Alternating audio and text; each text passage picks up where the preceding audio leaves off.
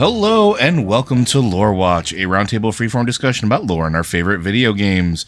I'm your host, Joe Perez, one of several lore-focused folks from Blizzard Watch, and I've got my stupendous co-host with me today, Matt Rossi. How you doing today, Matt? Do you know the Beastie Boys song Brass Monkey? Yes, I do, actually. Do you know it's about a pre-made cocktail that was sold in the 70s and 80s? Yes. And it's by a company named Hublin, I guess. Did not know that, but I knew about the other stuff. It's similar to Rock and Rye, and not in terms of flavor or anything, just that they're both that kind of product. That song was also covered in the 90s by Fear Factory, which was a very, very different style of song. Same song. Yeah, well, though. Fear Factory's, I remember Fear Factory. Well, we're not here to talk about that. Cannibal Corpse covered it. It's like, I'm sure it was very different if they covered it, yeah. But we're not here to talk about covers of songs. If we were, well, you'd be here for more than an hour. Instead, we're going to continue on with what will likely be the last of our episodes on Dragonflights. In the previous ones, we've talked about the 5 major ones and one major / often considered lesser one, where we talked about the Infinite Dragonflight as well. But today we're going to be covering everybody else. I figured we would start actually with the newest discovery and the one we know the least about, and then move on from there. So first we're going to talk about the Dracthyr, which aren't necessarily a dragonflight, but aren't not a dragonflight, if that makes sense. They're in Dragonflight adjacent. They're dragonflight adjacent, as most of these are. The Dracthyr are an ancient race of humanoid dragonkin that were created by Neltharion. He combined the essence of dragons with the adaptability of mortal races to create, or at least attempt to, a race of ideal soldiers. Neltharion also created the area where they reside, called the Forbidden Reach, off the coast of the Dragon Isles to serve as their training ground. But after a terrible battle, which we don't know what battle that was or what actually happened, everything the island went dormant, and it was thought to be abandoned for ages. But now with the Dragonflights being brought back to the Dragon Isles, things are starting to wake back up again. This was what we're finding out about the Dracthyr is really interesting because they're sort of like proto-experimentations by the Dragonflight, in particular by Neltharion, which that was a hallmark of not just him, but his children and some of the tragedy and atrocities that they committed.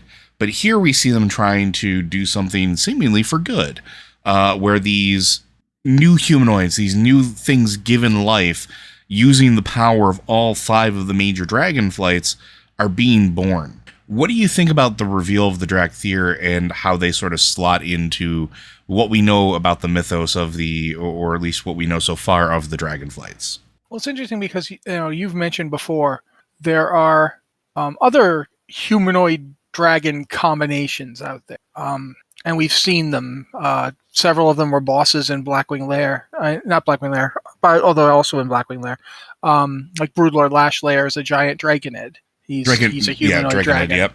And in like Upper and Lower Blackrock Spire, I mean, General Dracasath at the end of Upper Blackrock Spire is like I forget what they're called. They're not Dragonids, but they're similar. Draconian, maybe? I'm not sure. They're Draconians. They're basically like centaur dragons. Yeah, they're like a centaur dragon combination.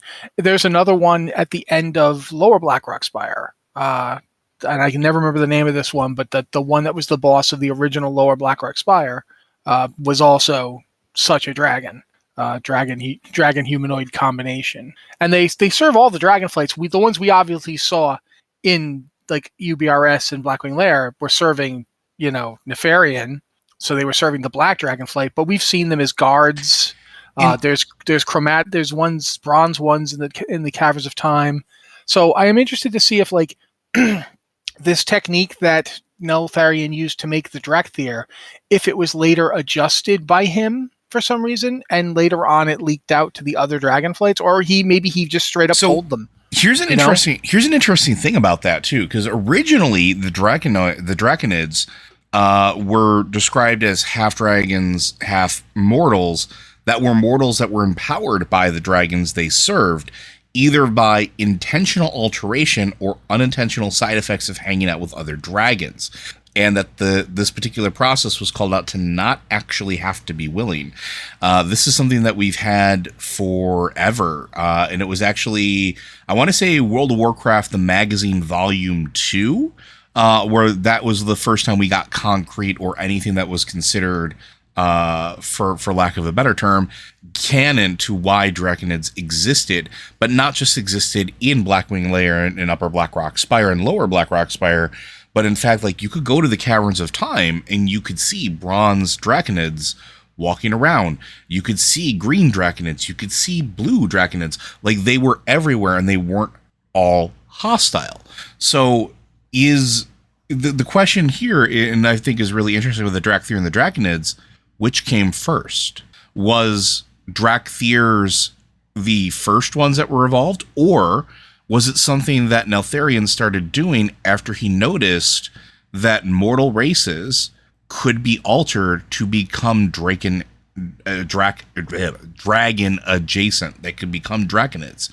It's an interesting thing. And two, like, also thinking about it, when you look at Draconids, especially during like the Blackwing Lair fight, when you're fighting Nefarian the very, very first time, when those skeletons get up, they're not human. Right, but they're not dragon either. They are something completely different. So it's fascinating to think of which came first and what we're going to find out regarding that. Also, the Infinite Dragonflight has a bunch of them too, because there's a few. I think so do the Nether Dragons, for that matter. Yeah, there's one known Nether dragon. I think it's Orcus the Insane or Orcus the Insane. And by the way, Dracosath was a dragon spawn. There it is, dragon spawn. But there's also members of the Draconids that worked with like the Twilight cult that worked for old gods. Like, there are some deep ties to like pretty much anything that's a source of power on Azeroth. So, but I didn't mean to cut you off. It was just kind of an interesting thought. No, it actually is something. And by the way, the one I was trying to remember was Overlord Wormthalak. Wormthalak, yes. The Wormthalak, I remember having to kill a lot. Yeah, because Wormthalak, not in addition to dropping the sword I wanted, was also there was a lot of tier set pieces were on Wormthalak. But he also dropped I don't know what I'm talking about. What he dropped. It's not important.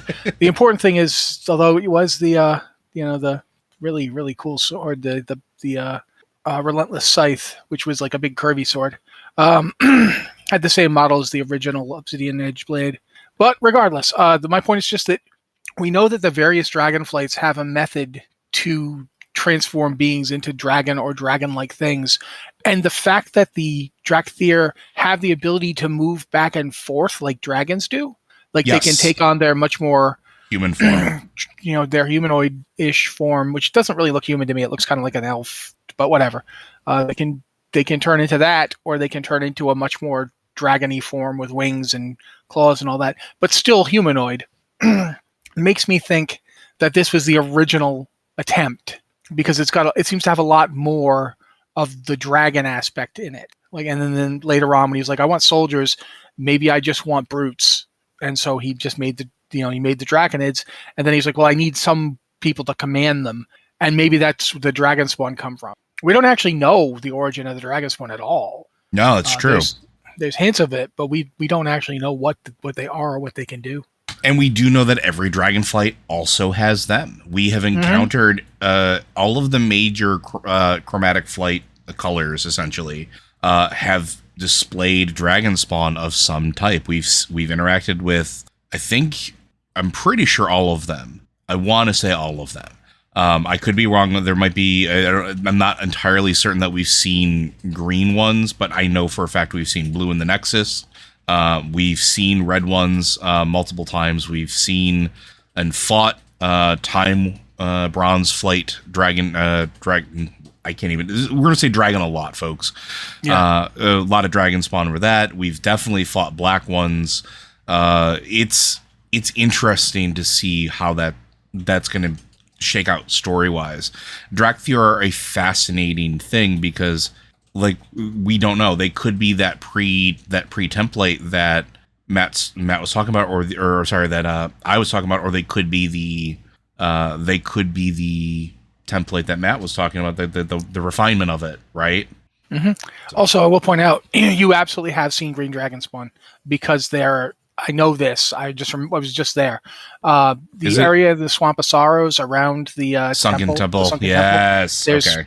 There's green dragon spawn wandering around it, like basically trying to keep people away from it. I mean, So, legitimately, it's been about 10 years since I've been around oh yeah, the Sunken yeah, Temple. yeah. So No, I understand.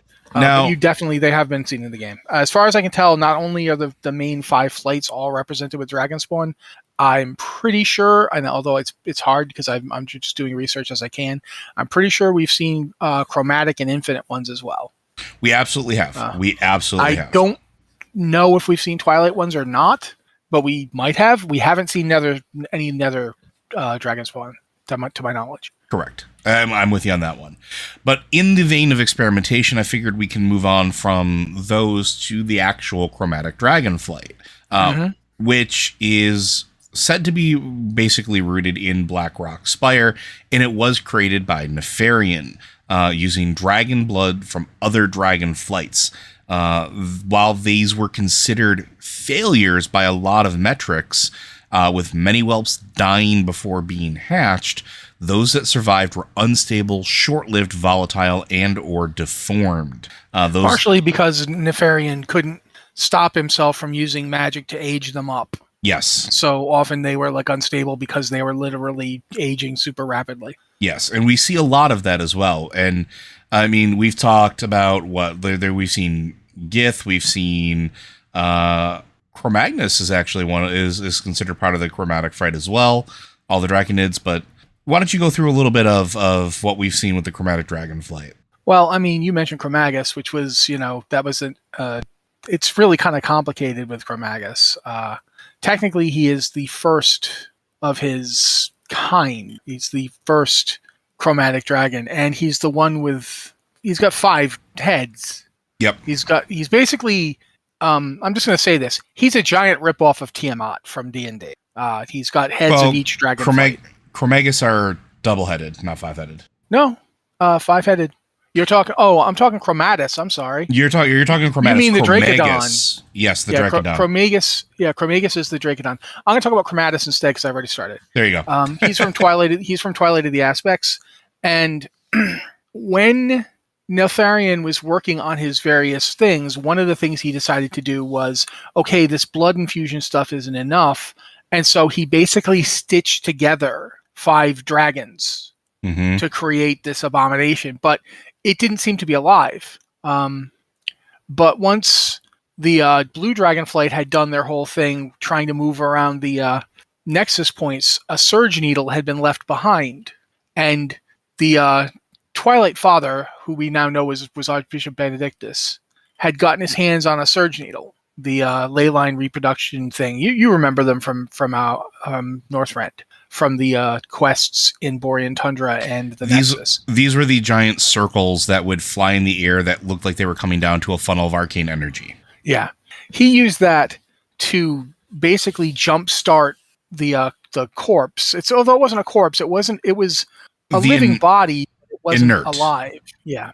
But he managed to, after Nefarian had been defeated, he managed to use the Surge Needle to blast the thing with so much arcane power that it essentially came to life. And it was incredibly dangerous. Like, it was powerful enough to fight aspects.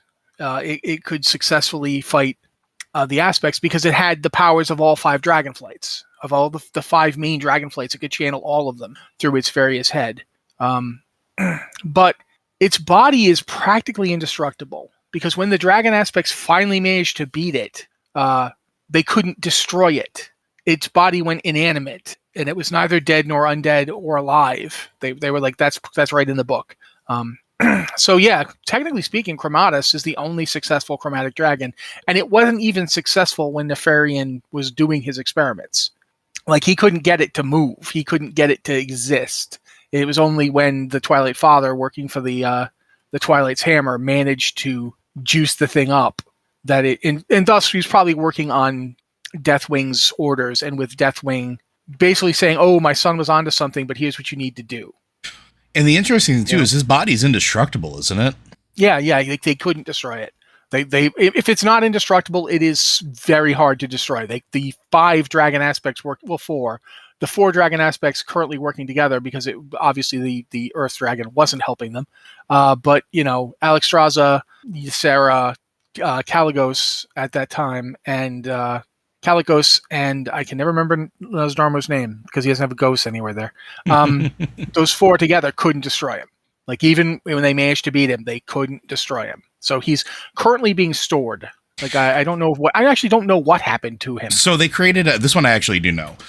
So like during the Nexus War, where Malygos was basically shunted away into a pocket dimension to sort of hold him, they created an arcane prison similar to that, to basically what Malygos created, but bigger and stronger to hold the body.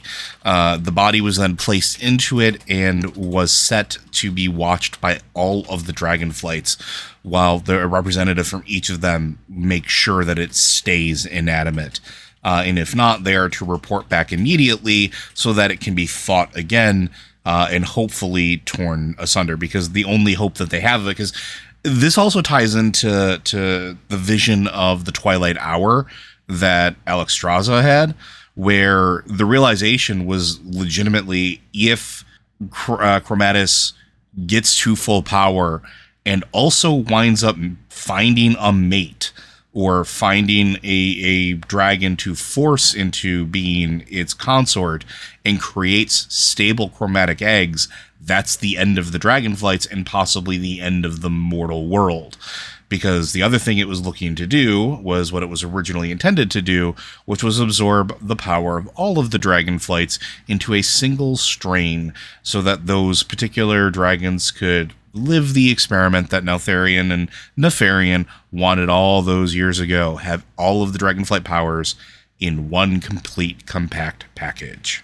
So it's interesting too. And I mean, it was very Tiamat adjacent, but I didn't quite mind it because it was a clear and present danger that the Dragonflight hadn't felt since before they were actually the Dragonflights. When they went against that wonderfully horrible undead energy infused, I can never remember his name. The one that Tyr saw them fighting. Oh, I know who you're talking about. Galakrond. That was the last time they had anything that really was going to put them on the ropes. And even then, like, they had to go work together to get it done. Same thing with Chromatis. So the Chromatic Dragonflight, I mean, we should probably continue with not just Chromatis. Chromatis being Chromatis being kind of the ultimate example of them. But he didn't, like I said, Joe talked about it before. The Chromatic Dragonflight wasn't successful. No. They were not. They were basically, even the ones we see tended to be failures because they weren't viable. Gith is an example. Gith was one of the best possible ones. Like, he was actually up and around and moving, and it was just like, had the power of multiple dragons. But you'll notice he doesn't have the 5 heads that Chromatis had. He's just a Drake who seems to have multiple dragon blood, multiple Dragonflight's abilities. Like, for instance, he's got the cold breath and the weird ass chromatic energy throughout his body and so forth. This is the Mount of Rend Blackhand. Mm-hmm. So this is where you wind up, like, you go through this encounter. Gith is also, I believe, the first and oldest chromatic Drake that we knew about. This predates knowing about Chromatis and any of the stuff that happened with the Twilight Hammer. It was the first one that we'd ever seen that actually managed to get into the Drake stage. We'd seen chromatic whelps, but this was the first one we'd ever seen get to the point where you could ride him and he could make attacks. He was significantly more further along than other chromatics. And then we already talked about Chromagus. Chromagus was a Dracodon that was infused with the power of all 5 Dragonflights, and the first of its kind to survive, and even it was locked away for further experimentation. As you go through Blackwing Lair, you'll actually see the cage that it is held in. You have to release it to kill it, but in that room is just a carnal house of Dragonflights that have been stripped of portions of their meat and blood and viscera, and we can only assume grafted or infused into the Dracodon and the other chromatic experiments that were existent there. And years later, we would come to find out in Blackwing Descent, exactly how deep those experiments went.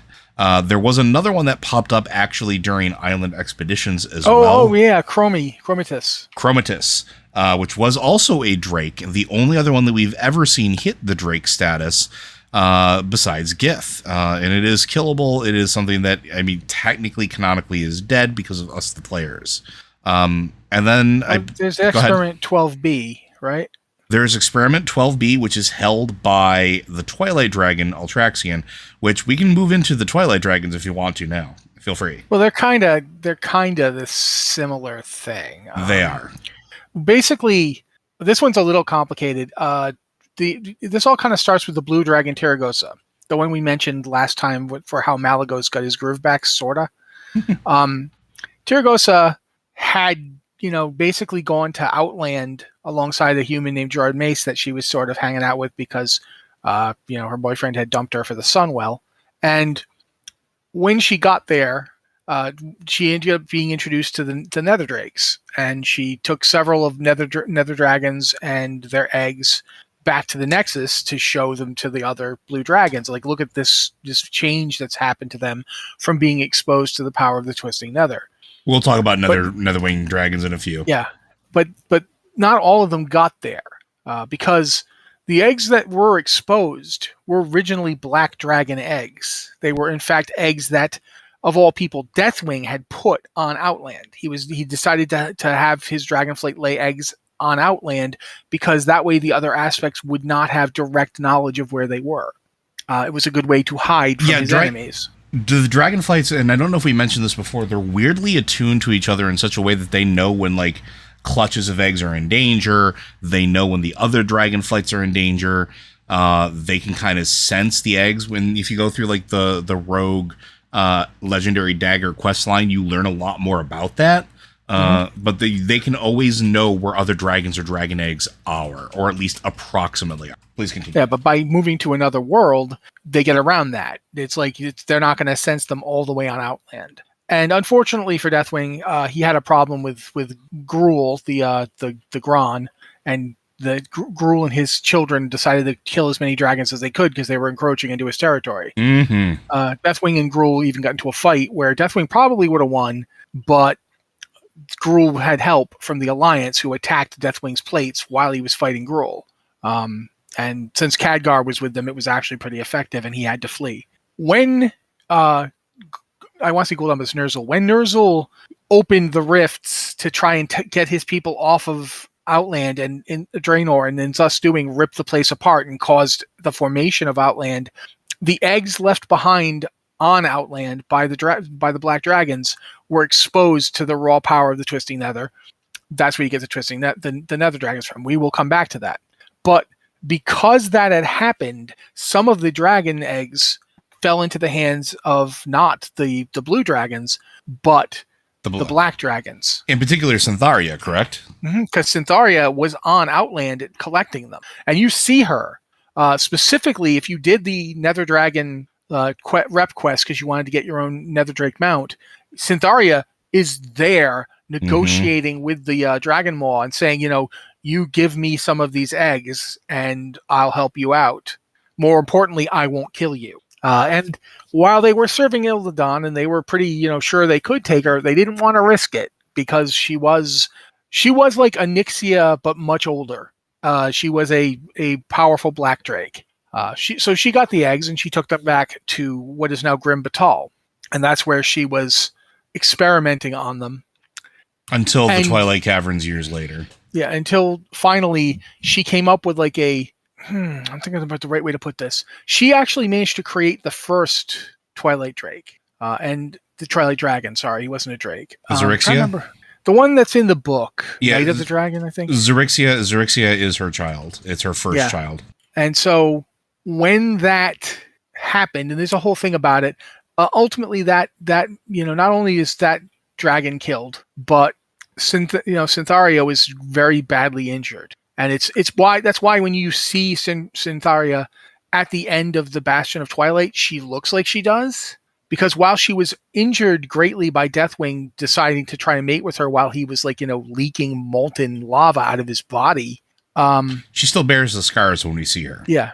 But they still did do so. I think, in fact, it's even possible that some of the dragons we know, like Onyxia and Nefarian, might actually be from after. Yeah, we actually don't know the timeline on that. And there's other possible children that we know about as well.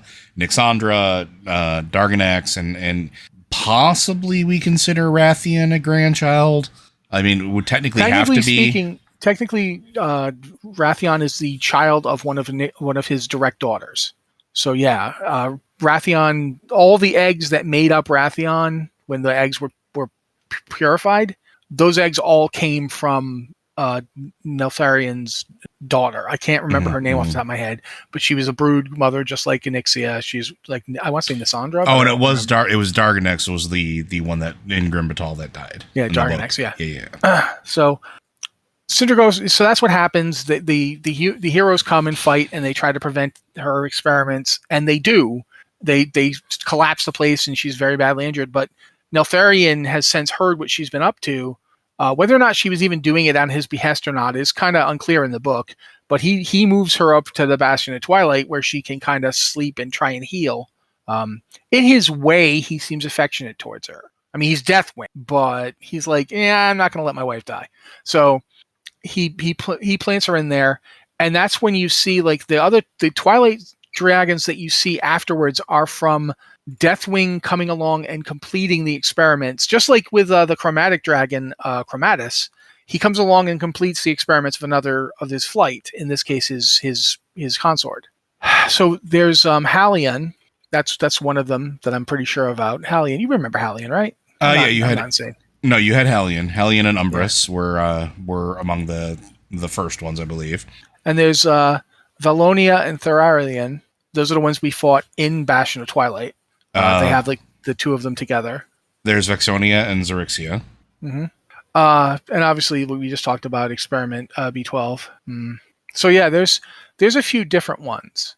But the basic thing about all of these guys is that they are born from eggs exposed to energies extracted from the Nether Dragon eggs, but combined with the magics of the Twilight Hammer. And also basically the old god shadowy magics as well. Which is interesting because one of the key things of that experimentation is that the dragon eggs that would become the Twilight Dragons that would be born, those eggs were experimented on specifically to absorb all mystical energy, any mystical energy. Very similar to what we just talked about with a certain five-headed dragon absorbing the powers of the other Dragonflights. This is sort of like, I don't want to say the perfection or culmination of it, but it's pretty darn close. Like this is what they wanted. This is what Deathwing was trying to do.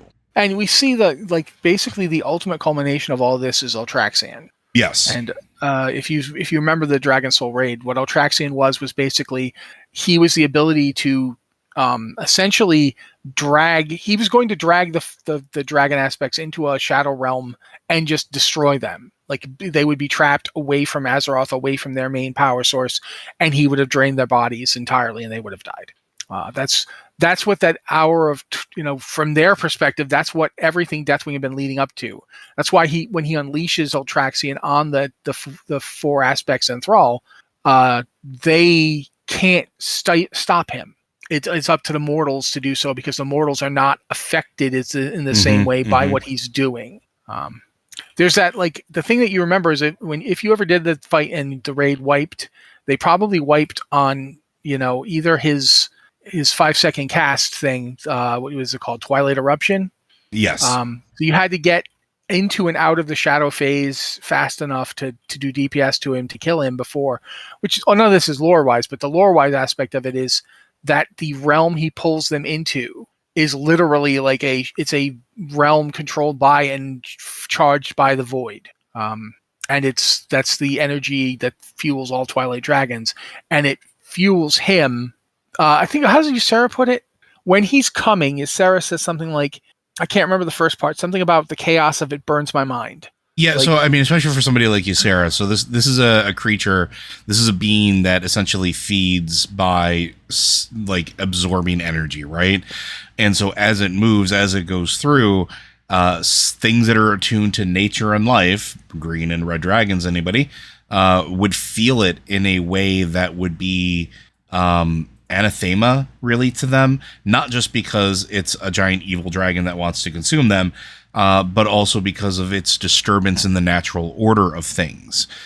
Dragons in general, and we've talked about this a little bit in the previous 2 episodes, are very attuned to what their sort of like wheelhouse is, what their domains are, and things that sort of go against that, they can feel it. It's also likely part of the reason why Neltharion fell the way he did. Why an old god or old gods, plural, were able to sneak into his mind, because he was so sensitive and tied to the deep places. If a volcano went off somewhere, he'd feel it. If an earthquake happened that he didn't cause, he'd feel it. Disturbances in the natural order of like the world itself, he'd feel. So things buried deep inside of it could reach out to him from it. But the same thing goes through for all of the dragonflights. Disturbances in the arcane, the blue dragonflight can feel that. This is why, like, Kalagos knew that Malagos was ripping the ley lines as he was to where he was. This is why, even in Legion, when Kalagos and the blue dragonflights and we're doing our thing in Azuna with them, like, they talk about it. They talk about feeling the disturbance, the disruption that's happening around them. Same thing with Alexstrasza. Disturbances of life, in particular things like undeath, like the Lich King, like the Scourge, things that are anathema to the natural cycle, she can feel, and it's like an itch. It's like an itch that can't be scratched. And in this particular case, what Matt's pointing out is even Ysera said the same thing. And also, like, looking upon this creature was just, it wasn't terror. It's like, I'm trying to think how to phrase it. If you remember those old like puzzles where you'd stare at them and like eventually the magic eye puzzles, if you couldn't do that, and there was a percentage of people that did not have the eye focal length to do it, but it would instantaneously cause you a migraine and make you uncomfortable. Even seeing those images now, when you go through like colorblind tests and things like that, will cause your brain to overload. That's kind of what happened here. So that's basically, the Twilights were made to basically be dragon killers.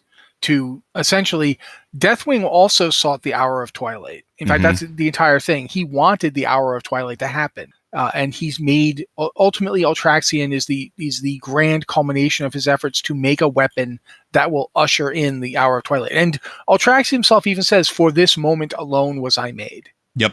I'm here to kill you. That's only reason I even exist. So that's basically the Twilights in a nutshell. They're servants of the old gods through Deathwing. They serve Deathwing first and foremost, and then the old gods because Deathwing serves the old gods. But it's Deathwing that they were focused on. I don't know if there's any of them still alive, and I have no idea what they're doing. We don't know, right? Because every time we seem to think that they were dead or that we've wiped them out, like we find the eggs in Grim Batal, we find the eggs in that room with the Cathraxi that are being summoned in. We thought that we had that covered. Then we get to the end of the Twilight Fortress. I can't remember the actual name of the dungeon, the raid. I apologize. Bastion of Twilight? Bastion of Twilight. There we go. You get to the end of Bastion of Twilight, and if you do it at a high enough level, after you beat Cho'Gall, there's an entire new chamber where another clutch of eggs is of Twilight dragons. Like, we don't know how many pockets of them are, because the other thing too, remember how I mentioned earlier that the dragons can kind of feel the eggs of other dragons? They can kind of feel each other to a certain extent. Nobody knew that those were there. Nobody knew what was happening in Grim Batal. They knew that there was a disturbance there, but they didn't know there were clutches of eggs there. There could be pockets of them hidden throughout Azeroth. We have no idea. And also, we're going to talk about the Netherwing here in a second. There could be pockets of them in other dimensions or other worlds, or because of the ability of having all of the powers of all the Dragonflights, there could be alternate timelines that are out there now that haven't been pulled back into the primary one, where they're safe and sound. We don't know yet.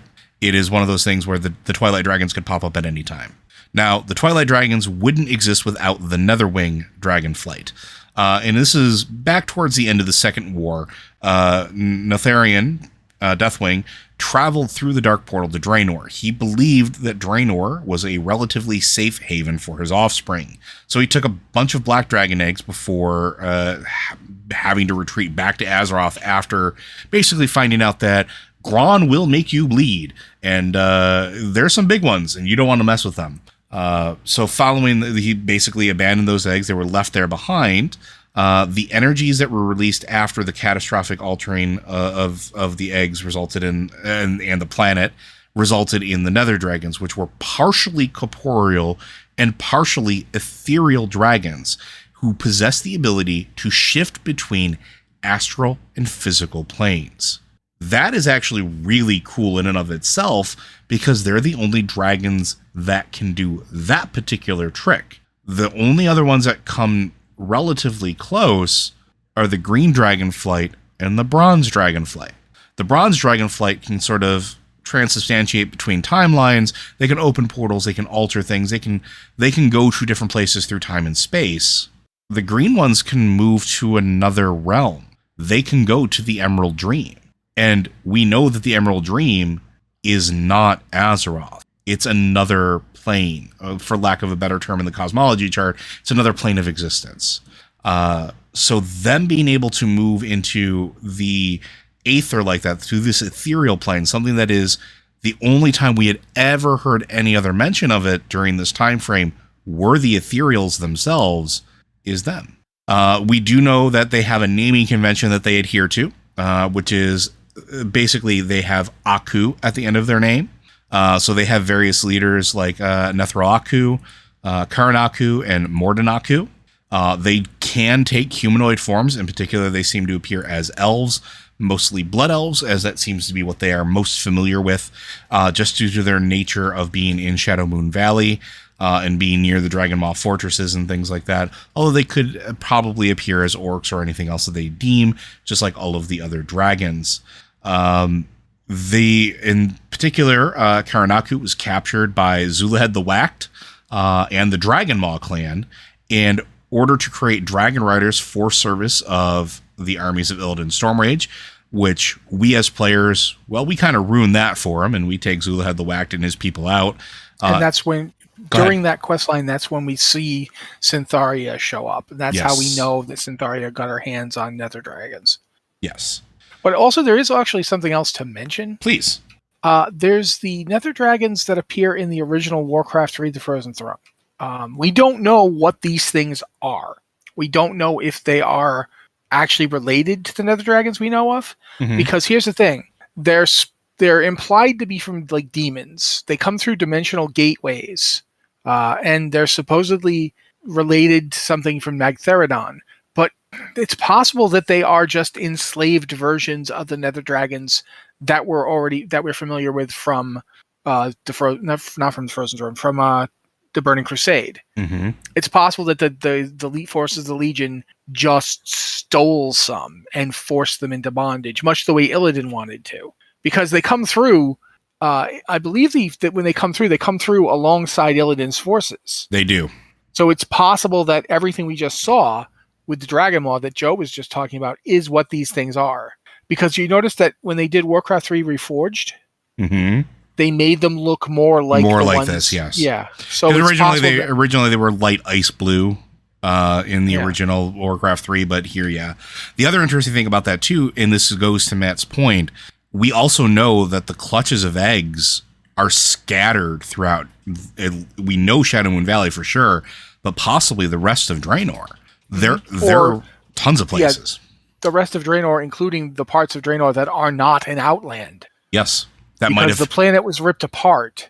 It's quite possible there are dragon clutches floating on floating rocks somewhere, or even for all we know, there's other continents that were on Draenor. Maybe those other continents are also out in the Twisting Nether. We don't know. And that's the other thing too. These are Nether Drakes. Having them survive in the Twisting Nether, in the great black expanse between realities, is not far-fetched. And they're very uniquely positioned to be fine with that. Honestly, and this is going to sound weird, one of the first things I thought of when we were going to the Shadowlands is I was wondering if the Nether Dragon, the Netherwing flight was going to be involved, because of their ability to transubstantiate between planes of existence. I was very surprised to not see them. I'm hoping that they'll make a return in Dragonflight for various reasons. One, because I always really adored them. And two, we don't get nearly enough of them, and we haven't since Burning Crusade. Come on, it's time to bring them back a little bit. Let's get some more. But yeah, after Burning Crusade, they sort of... Go ahead. There actually is something else you should point out. Please. There is some debate that the power that the Nether Dragons call upon is related to the Void in some fashion. Correct. That the Void and the Twisting Nether might abut each other and so forth and so on. That's just something that should be mentioned. We know that the Twilight Dragons are drawing from the Void. Yes. So it might be that's the ability that they drew from the Nether Drakes into the Twilight Dragons. But at any rate, yeah, the rest of everything you said, yeah, same thing. Now, we have a few more to go through here. Some of them we won't spend a whole lot of time on, but I'm going to bring them up because I want to make sure we try to get the remaining lesser flights covered here a little bit. We talked about the Infinite Dragonflight when we talked about the Bronze Dragons. I'm not going to dwell on them. They have been considered at one point a small subset or a lesser Dragonflight of corrupted Bronze Dragons. But now we know more about that. We've known more about that than they've ever revealed. And that's probably going to be coming ahead soon in Dragonflight. Mm-hmm. Along that same vein is the Nightmare Dragonflight. The Nightmare Dragonflight is consistent of green dragons who were corrupted by the Emerald Nightmare, particularly through the efforts of Xavius and the dark patrons he serves. We do see that, like, at one point, even Ysera was corrupted by this. They are dragons tormented into service of these dark creatures. We talked about the Dragons of Nightmare before, when they were originally existed as the 4 world bosses of the green dragons that were corrupted. We then learned more about it as we moved into Legion and actually saw them in the Emerald Nightmare. But we don't know if they're completely gone. We supposedly ended the Nightmare, but at the end of that, and this goes back to something that Matt talked about with the Nether Drakes, the end of that sequence, the spirit of Ysera leads us to a cave in which there is a fragment of void condensed in and of itself. We reach into it and pull out a void rose. What does this mean?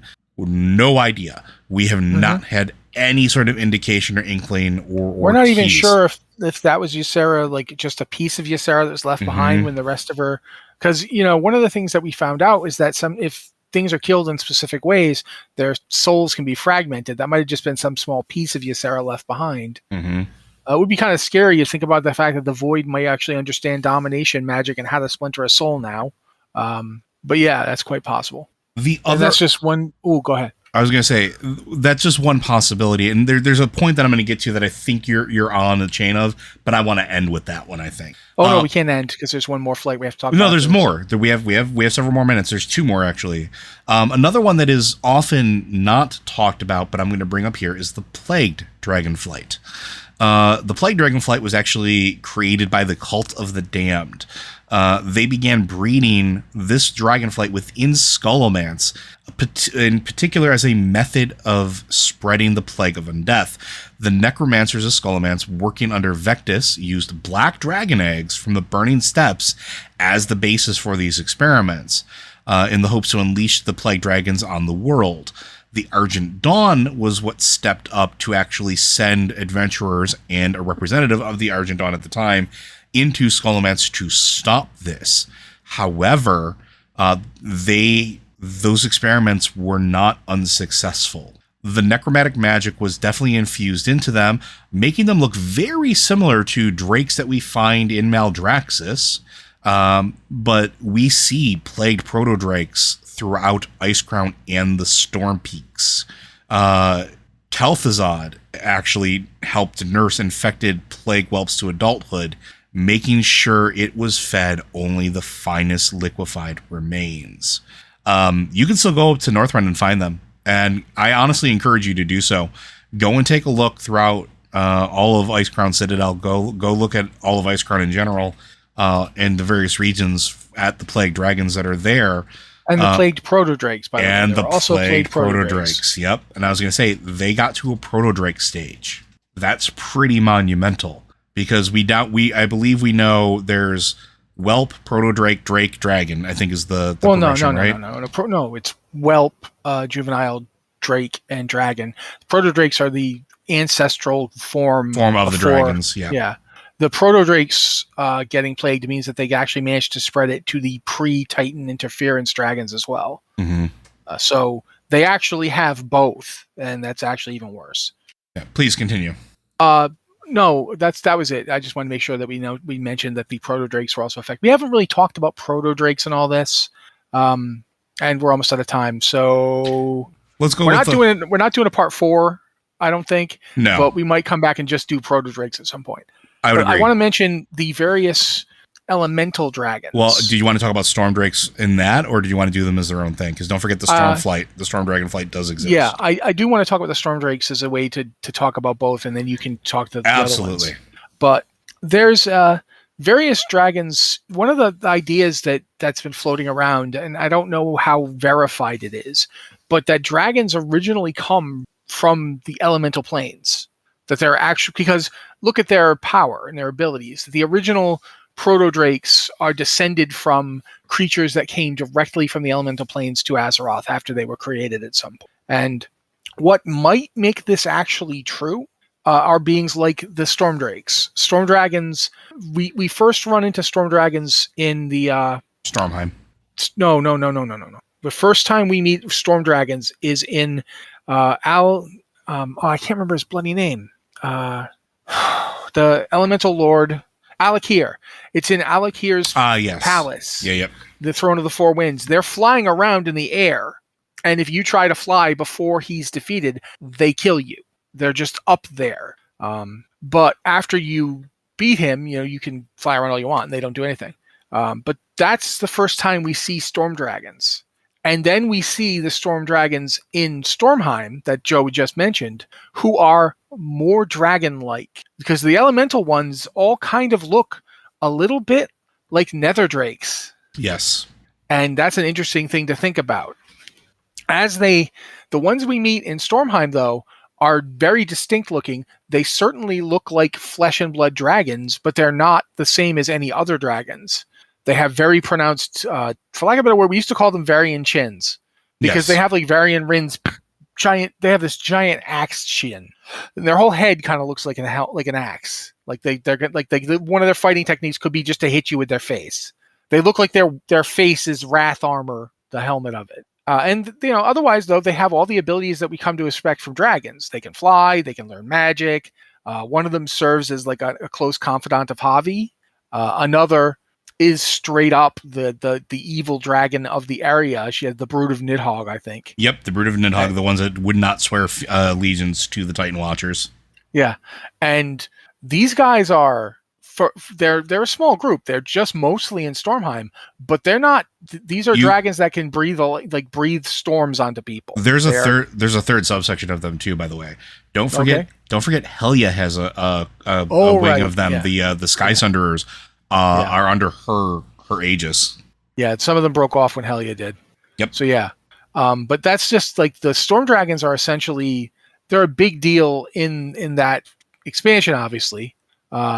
But I'm trying to figure out exactly these various dragons. They are dragons. Like they are. There's nothing about them that isn't. They are just like a red dragon or a blue dragon or whatever. But they've never been part of any of those dragonflights. They did not have they didn't have an aspect. They just continued on as dragons. And I think that it's very likely that they are descended from the ones from the elemental plane of air. Just like the next ones we're going to talk about are the stone dragons. I think Joe's going to talk about those. I was going to say the stone dragons as well, but I was also going to point out that they're also, the storm dragons are one of the few dragons, what we consider true dragons in form and function, that are still able to produce eggs. Yep. They are canonically still able to have children and have clutches of eggs, as far as even when we leave in Legion. But yeah, the stone drakes are another one too. As in Cataclysm, as we're moving between the various realms, as we're going through and doing everything, we do stumble upon in Deepholm stone dragons, and there are several of them. In fact, there's ones that we have to attack. There's ones that we have to wrangle for. I can never remember her name. The earthen lord of Deep Home. Oh yeah, okay. I'll remember it at the weirdest time. We both will. But we have to do that for her. But like we see that like the ones that are still like reacting to her go to her beck and call, but they are very much Drake-like. They're not dragons. They're not what we would consider. They're not like these four-legged, gigantic, classic featured creatures. They're more akin to drakes. Very similar. In game terms, they're basically mounts, right? That's the way they look. They look like the ones that we fly on ourselves. They're smaller. Therazane, thank you. They're smaller. Their necks are smaller. Their wingspan is a little bit smaller, and they have that elemental thing about them. They have like the stone and gems, and they are definitely creatures of the area that they live in. We never see fire drakes, not really. We see flying creatures that we can't identify when we are in the Firelands in the far off distance, but we never actually interact with them there. And we don't see any water drakes or any water dragons. But all of this comes to what I wanted to talk about, which I think is one of the most fascinating things about the dragons. And I'm curious if this was something that happened before or after the Titans. Dragons in general, dragon eggs, younger dragons, and dragons that are being experimented on even after they're born from eggs, have shown an absolute insane propensity for absorbing energy and being manipulated by it, adapting to that energy. The Nether Drakes, the Black Dragonflight in particular, has a huge history of experimentation, but all of that experimentation is pumping energy through those eggs, pumping energy in through living creatures, and watching what happens. Chromatis wouldn't have been able to happen if it wasn't able to absorb power from a nether spike. It never would have woken up. It never would have been that sort of spark of life or that spark of animation. We see that they adapt quicker than humans do. But is that something that was just something they always did? Or is this something that happened after Tyr and the other Watchers gave them their powers? Here's why I think, in fact, that it is not from Tyr or the Titans. Please. Because proto-dragons can do it. Think about the proto-dragons we meet. Mm-hmm. I've already mentioned the plague proto-dragons, mm-hmm. Who have proto-drakes. That's their drake stage. It's just... But look at... when Tyr first attempted his experiments, he tried them on another proto-drake, Galakron, and they didn't work the way he intended them to. And Galakron became this enormous monster. That, again, was a proto-drake, not a drake. I mean, not a dragon. It was a proto-dragon. Other proto-dragons that were affected by the power of the Titans and became something else are the aspects. All 5 of them. The original 5 aspects were all changed from proto-dragons to dragons by the power of the Titans. But also, if you're in Northrend in Wrath of the Lich King content, there's proto-dragons that live in fire and breathe fire. And more than that, we know that we're going to see things called primordials in Dragonflight. We've seen the promotional material, we've seen the concept art, and these things seem to be giant, powerful, element-based proto-dragons. So I think it's pretty likely that the proto-dragons, like there's proto-dragons that do not owe any power or anything to the Titans, but they have elemental power. I think that's possibly like from the source of the dragons originally being from the elemental plane, and when they came to Azeroth, suddenly they're laying eggs that hatch into things of Azeroth. Like just being on Azeroth and being exposed to the power of Azeroth within the world changed them. Which makes now some interesting conversation. You're going where I absolutely was going to go with this, and I love it. But now it's like we always often talk about like Galakron, and if that was a fluke, and I don't think it was. It's what did Galakron eat that made it like it? What forced that adaptation? And that is what I think made the dragons prime candidates to receive the Titans' power in the first place.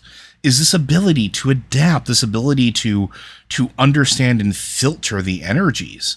And if that is because the dragons came from the elemental planes and adjusted because that's what they were always meant to do, because at their core they're elementals, or not, or that's just because of the natural design of the universe for them, I think it's absolutely fascinating. And it makes dragons in Warcraft something that is truly magical to me. More so than a lot of the other traditional fantasy media out there. There's been a folks that will always claim that they're always ripping off of things like D&D or classic fantasy novels, and there's always going to be a level of that.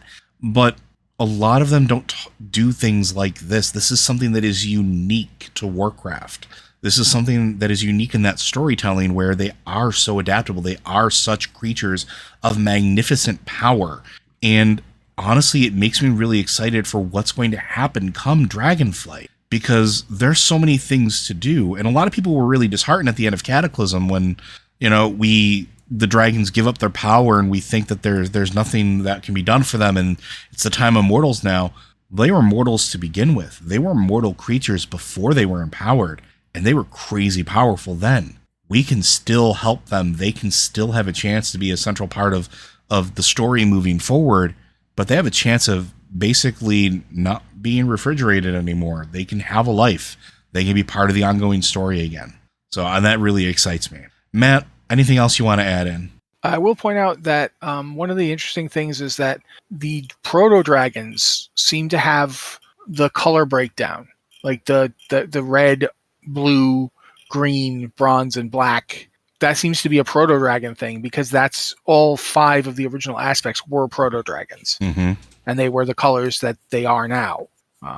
Whether or not that means that they had the same powers, I don't think they had the same powers, but I do think they had, I know that the red proto-drakes that we still see, they're still out there. They're all over Northrend, can absolutely breathe fire and can live in fire.